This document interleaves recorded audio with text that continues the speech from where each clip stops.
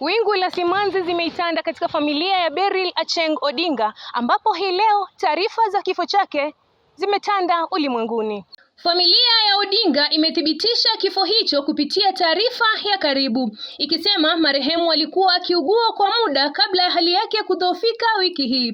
Beryl ni binti wa marehemu Jaramogi Oginga Odinga na alikuwa mmoja wa ndugu wa familia yenye ushawishi mkubwa wa kisiasa nchini.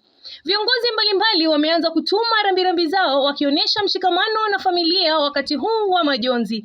Kwa sasa familia haijatoa ratiba yoyote ya mazishi na maandalizi yanaendelea kusubiri maamuzi ya jamaa wa karibu. Vyombo vya usalama vya utawala wa mitaa katika eneo la Nairobi vimeweka wazi kuwa watatoa ushirikiano wakati wa mchakato wa mazishi endapo utahitaji ratiba maalum kutokana na hadhi ya familia. Kiripotia runinga ya Kibu, langu jina ni Mwanahamisi Ibrahim.